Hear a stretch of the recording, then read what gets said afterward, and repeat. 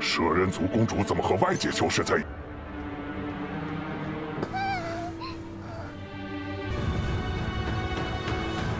有我在，没人敢动你们。等中期修士，难道楚公子真的灭过？将一个外界修士这楚云飞张狂至极，简直是自寻死路。居然人才何道境，居然能抵挡住他！楚公子小心，这是。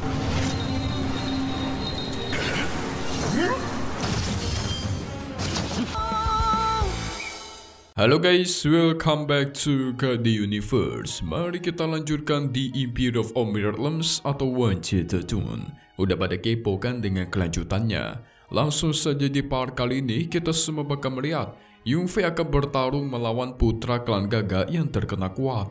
Kira-kira apakah Yunfei bisa mengalahkannya atau tidak ya? Hehe.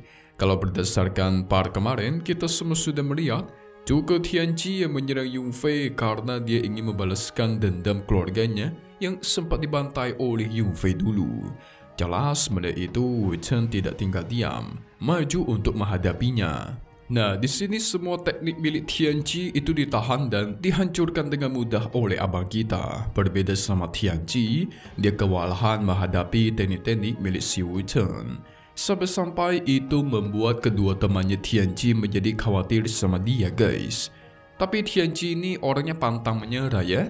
Apalagi dia memegang harta ilahi milik keluarganya yang terkena kuat. Mau itu harta ilahi ke sama aja guys. Sia-sia di hadapan Lord kita. Melawan Wu Chen aja dia sudah tidak mampu. Gimana melawan Yunfei ya kan? Akhirnya kedua temannya meminta maaf. Mereka memberikan mutiara sebagai permintaan maaf. Tapi tidak lama dari itu, Yunfei pun sampai, tetapi banyak sekali klan iblis dan yang lainnya yang sudah berada di sana guys. Sehingga dengan ini pun, kita masuk ke intro ya guys. Hehehe. Setelah itu menyaksikan kedatangannya Yunfei dan yang lainnya, orang-orang dari klan iblis yang di sana auto kebingungan. Kenapa putri ular malah bergabung sama kultivator dari dunia luar? Juga Qingying yang mengikuti mereka tidak menyangka guys. Sebenarnya gadis kecil yang bersama dengan Yunfei dan yang lainnya adalah sang putri ular. Tapi itu juga membuat mereka bingung, soalnya semua kultivator di dunia ini itu kan sedang mengincar klan ular ya. Nah, kenapa si Yunfei itu malah menerima mereka guys? Gak lama dari itu ada seseorang dengan dua anak buahnya yang datang lagi. Orang ini bernama Yin Qiuzhe, putra dari klan Gaga yang terkenal cukup kuat, yang dimana itu membuat semua orang di sana menjadi yakin Qiuzhe datang ke sini ingin menjadi dewa. Tapi mereka juga penasaran, apakah Yunfei sekuat itu dan bisa menghadapinya? Soalnya kan klan ular sedang diincar oleh klan Gaga. 蛇人族公主怎么和外界囚室在？ Banyak orang yang sangat yakin kalau Yunfei pasti bakalan kalah. Rumor mengatakan Qiuzhe ini sudah berada di ranah yang sangat tinggi. Apalagi Yunfei berasal dari dunia luar dan pastinya kekuatannya sudah ditekan ketika datang ke sini. Melihat kedatangan Qiuzhe, Yelin mulai ketakutan guys. Dia trauma diserang. Sebaliknya, Qiuzhe ketika melihat kehadirannya Yelin, dia langsung menghampirinya. Qiuzhe merasa senang. Ternyata Putri Yerong dan Yelin baik-baik saja bisa sampai ke sini. Jadi klannya nggak perlu susah-susah untuk mencarinya. Memikirnya baik hati guys, ternyata busuk juga ya. Hehe. Merasa terancam, Xing Yue membuat sebuah pelindung untuk melindungi teman-temannya. Dia menasihati teman-temannya untuk berhati-hati kepada orang ini. Yunfei tenangkan semua orang. Dia berjanji tidak akan ada yang bisa menyentuh mereka selama ada dia. Setelah itu, Qiuzhe mengeluarkan tungkunya dan dari tungku itu terpancarlah aura yang sangat dingin dan menyeramkan. Dia menyuruh Yunfei untuk menyerahkan putri ular.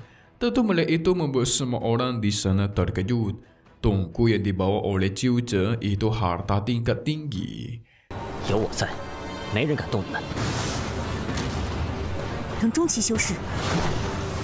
Yerong menasihati Yung Fei agar berhati-hati karena tungku ini bisa membekukan apapun yang ada di hadapannya, guys. Tapi sepertinya Yung Fei dan teman-temannya biasa saja, santai mereka. Mereka sangat yakin Yung Fei bisa mengalahkannya. Hehehe. Mendengar itu, Yerong bingung dong.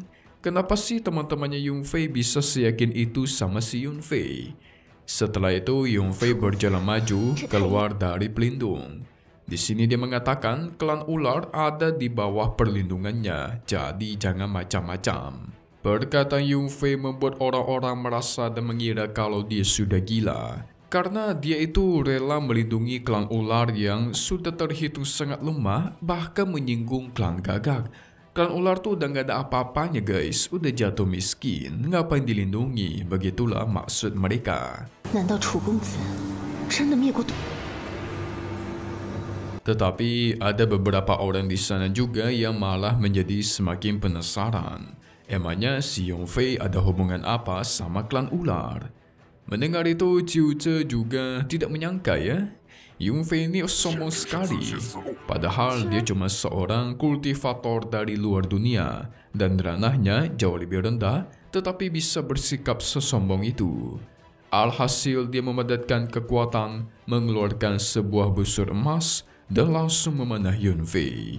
Tapi trik murah seperti itu sama sekali tidak berguna, guys. Malah abang kita hancurkan dengan mudah, membuat Qiu Zhe sedikit terkejut. Gak cuma sampai situ, dia kembali mengeluarkan aura yang sangat menyeramkan dan menyerang Yung Fei dari jarak jauh. 将一个外界修士量，这楚云飞张狂至极， 简直是自寻死路。 Dengan sikap yang cukup tenang, Yung Fei membentuk pelindung lonceng dan menahan serangan tersebut. Jelas membuat anak buahnya Qiu Zhe menjadi yakin Yung Fei ini pasti bukan orang biasa nih. Qiu Zhe pun menyuruh salah satu anak buahnya untuk maju menghajar Yung Fei. Dengan cepat sang anak buah menggunakan tombak emas melancarkan serangan. Tapi lagi-lagi Lord kita bisa bersikap tenang. Menggunakan kekuatan guntur kekacauan, menghancurkan serangan itu. Bahkan menghempaskan anak buahnya Qiu Zhe. Tentu semua orang menyaksikannya terkejut bukan main. Bisa-bisanya Yung Fei menjatuhkan anak buahnya Qiu Zhe hanya dengan sekali serang. Qiu Zhe menyaksikan itu auto murka, guys. Kali ini dia bakal serius menggunakan seluruh kekuatannya, langsung memancarkan aura dingin menyeramkan. Dari situlah langit mulai bergemuruh dan tiba-tiba muncul seekor burung elang hitam dari langit. Saking kuatnya aura dinginnya di sana, membuat semua orang yang ada di dekat situ membentuk pelindung untuk bertahan. Sang Putri Yerong memastikan kepada Yung Fei untuk berhati-hati dengan teknik pamungkas yang satu ini. Qiu Zhe udah kelihatan murka bukan main, menyuruh burung elang hitam miliknya untuk melancarkan serangan. Sang burung pun menyemburkan teknik es ke arah pelindungnya Yung Fei. Saking kuatnya teknik itu, pelindung lonceng milik Yung Fei mulai membeku. Ditambah Sui Yi dan teman-temannya yang berada di dalam itu merasakan hawa kedinginan. Yung Fei auto ngamuk, guys, karena teman-temannya kena senggol. Kekuatan mata ketiga pun digunakan menghentikan pergerakan burung elang hitam. Qiu Zhe bingung, ini teknik macam apa nih? 楚公子小心，这是。 Tapi di sini dia juga tidak mau kasih ampun dan kembali mencoba menyuruh sang burung elang hitam untuk melancarkan serangan. Namun apa yang terjadi? Burung itu sama sekali tidak bisa bergerak, udah seperti patung, guys. Membuat dia menjadi semakin bingung. Ini apa yang terjadi nih? Setelah itu Yung Fei maju dan mengeluarkan kendi hijaunya untuk menyerap sang burung elang hitam. Qiu Zhe tidak membiarkan hal itu, menggunakan tungkunya untuk menyerap sang burung elangnya. Alhasil mereka terjadilah tarik-tarikan, udah kayak tarik tambang nih. Yung Fei tidak kehabisan akal, dia pun menggunakan teknik Taishan Kuanse untuk menangkap si Qiu Zhe supaya tidak bisa bergerak. 渡劫老祖残留的真灵法身。 Anak buahnya satu lagi tentu tidak tinggal diam, mencoba menyerang Yunfei dengan tombaknya. Wu Chen yang tidak mau kalah, dia maju menang serangan itu dengan tubuh tau emas, membuat anak buahnya Qiu Zhe auto terkejut. Dari mana sebenarnya orang-orang kuat ini berasal? Qiu Zhe masih tidak mau menyerah, melepaskan diri dari cengkramannya Yunfei. Tapi kali ini Yunfei menjadi tertarik guys, pengen menyerap Qiu Zhe beserta anak buahnya ke dalam kendi miliknya. Nah lo, habis ini tidak akan ada lagi yang bisa meremehkan Yunfei ini. Ya bayangin aja, kekuatannya udah ditekan tetapi masih bisa sekuat itu.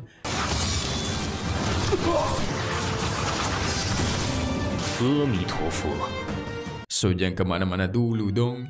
Kita lihat apa yang terjadi di bagai spoiler untuk part 131 mendatang yang akan rilis lagi secepatnya. Hehe. Jadi singkatnya kita semua bakal melihat Yunfei yang mengajari seluruh teman-temannya untuk melawan aturan penekanan kekuatan di alam ini. Alhasil tidak lama dari itu, teman-temannya Yunfei berhasil menghapus aturan tersebut dari dalam tubuh mereka guys.